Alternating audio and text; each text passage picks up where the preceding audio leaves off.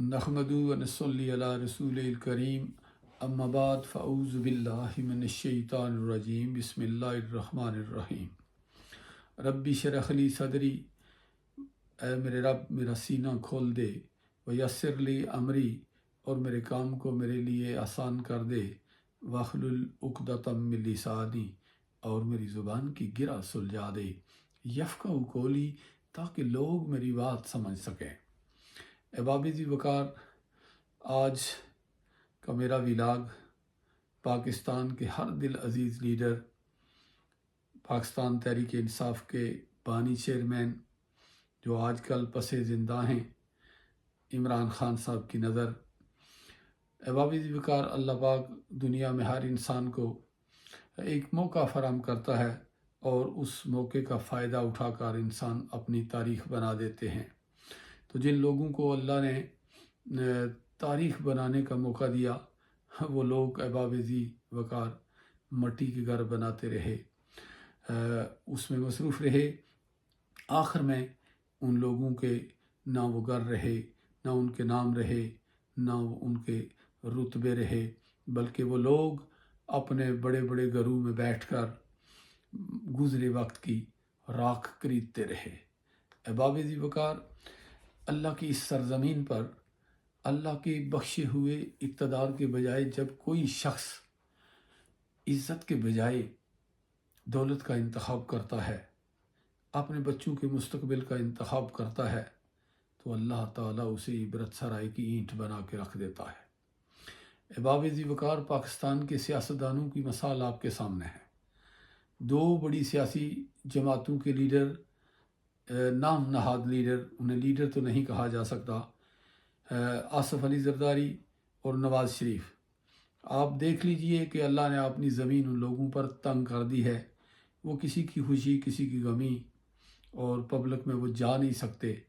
لوگ ان کو جوتے مارنے کے لیے بے تاب رہتے ہیں، اور کئی بار لوگوں نے ان پہ جوتے پھینکے۔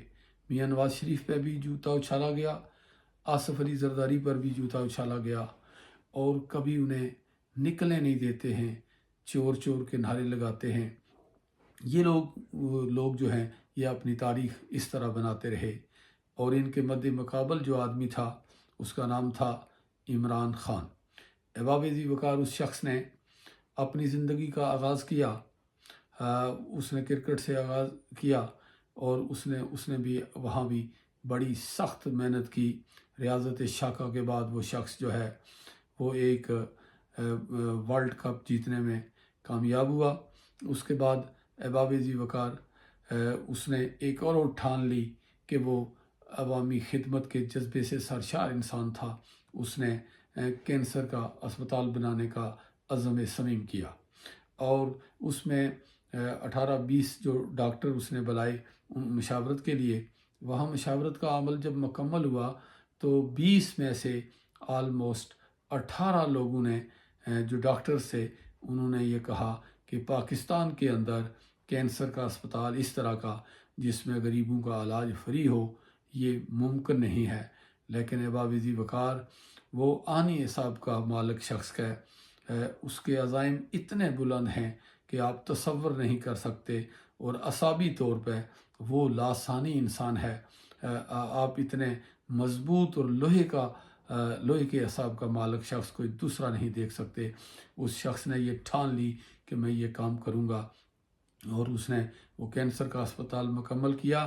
آج پاکستان میں کینسر کا تیسرا اسپتال جو ہے وہ بھی آخری مرحلے میں داخل ہو چکا ہے۔ احباب ذی وقار، عمران خان آج پاکستان کے وہ سیاستدان ہیں کہ جن پر آج چھوٹے چھوٹے بچے، جوان لڑکے، نوجوان لڑکیاں، بوڑھے، ہر مرد و زن جو ہے ان کے پیچھے جان دینے کے لیے تیار ہے۔ احباب ذی وقار، 8 مہینے بلکہ 1 سال تک عمران خان کے گھر کے باہر 800 کیمپ جو ہے وہ اس طول و عرض میں بسنے والے، پاکستان کے طول و عرض میں بسنے والے لوگوں نے وہاں 8 مہینے تک بلکہ 1 سال تک کئی جو ہے وہ کیمپ لگا رکھے۔ اور کیا کمال تھا کہ ایک شخص رات کو ایک ٹویٹ کرتا تھا کہ آج میرے گھر پہ میری گرفتاری کا جو ہے وہ منصوبہ بن چکا ہے، تو رات کو مائیں اپنے شیر خوار بچوں کے ساتھ آ جاتی، نوجوان اپنی نیندیں ختم کر کے چلے آتے، نوجوان لڑکیاں چلی آتی، بوڑھے لوگ چلے آتے۔ احباب ذی وقار، یہ یوں ہی نہیں ہوا، بلکہ اس کے لیے، اس کے پیچھے عمران خان کا ایک بہت بڑا کردار ہے، ہمالیہ اور کیٹو جیسا بڑا کردار ہے کہ پاکستان کی تمام پولیٹیکل فورسز نے، تمام اداروں نے اور اسٹیبلشمنٹ نے عمران خان کے خلاف زمین جو ہے پاتال تک کھنگال دی ہے کہ اس کے خلاف کوئی جو ہے وہ ثبوت لائے جائیں۔ لیکن جب انسان کا کردار بہت بلند ہو، اس کا کردار بہت تگڑا ہو، تو دنیا کی کوئی طاقت آپ کے خلاف کچھ نکال نہیں سکتی اور نہ ہی آپ کو شکست دے سکتی ہے۔ بلکہ یہ پاکستان کا وہ واحد سیاستدان ہے جس کے پیچھے عوام نے مرنے کا عزم کر لیا ہے۔ ایسا کبھی نہیں دیکھا تاریخ پاکستان میں کہ ایک شخص جو ہے وہ ایک مہینے میں 20 جلسے کرے، لیکن اس کا ہر جلسہ ایک ٹویٹ پر ہو جائے اور اس جلسے میں لاکھوں لوگ ہوں، اور وہ شخص اپنے ریکارڈ بناتا رہا اور خود ہی اپنے ریکارڈ توڑتا رہا۔ احباب ذی وقار، آپ پاکستان کے لوگوں سے اور جتنے بھی دیگر تارکین وطن ہیں، ان سب سے میری یہ گزارش ہے کہ یہ عمران خان کی جنگ نہیں ہے۔ احباب ذی وقار، یہ پاکستان کے بچوں کی جنگ ہے، یہ پاکستان کی بچیوں کی جنگ ہے، یہ پاکستان کے نوجوانوں کی جنگ ہے۔ احباب ذی وقار، یہ ان بوڑھوں کی جنگ ہے جن کا کوئی سہارا نہیں۔ احباب ذی وقار، یہ ان مرد و زن کی جنگ ہے جو ساری زندگی چکی میں پستے رہے، غربت کی چکی میں، یہ ان کی جنگ ہے۔ آپ یہ جنگ لڑیے گا۔ آپ اگر یہ جنگ نہیں لڑیں گے تو احباب ذی وقار اپنی نسل نو کو کس کے حوالے کریں گے؟ اگر آپ چاہتے ہیں کہ آپ کے بچے اور ان کا مستقبل ہمیشہ سیف رہے تو آپ عمران خان کا ساتھ دیجئے، ان کی مدد کیجئے۔ یہ وقت ہے 8 فروری کا۔ اگر 8 فروری میں احباب ذی وقار آپ نے عمران خان کا ساتھ نہ دیا تو آپ تاریخ میں جو ہے وہ کہاں کھڑے ہوں گے؟ تاریخ کے دورائے میں یہ بعد میں آپ کو بتاؤں گا، اور تاریخ خود بتائے گی میں کیا بتاؤں گا۔ اس لیے آپ سے یہ گزارش کرنا چاہتا ہوں کہ احباب ذی وقار 8 فروری کو یاد رکھیے۔ جو لوگ یہاں سے جا سکتے ہیں وہ جا کر اپنا حصہ ڈالیں، یہاں سے بیٹھ کر اپنا حصہ ڈالیں۔ جو وہاں ہیں وہ سر دڑ کی بازی لگائیں اور عمران خان کو یہ الیکشن جتوائیں۔ یہ جیت عمران کی نہیں ہوگی، یہ پاکستان کے عوام کی جیت ہوگی، یہ آپ کی جیت ہوگی، یہ میری جیت ہوگی۔ اس لیے میں تمام لوگوں سے یہ التماس کرتا ہوں کہ اگر اس بار بھی آپ نے کوئی کردار ادا نہ کیا تو یہ چور و چکے جو ہیں یہ ساری زندگی آپ پر مسلط رہیں گے۔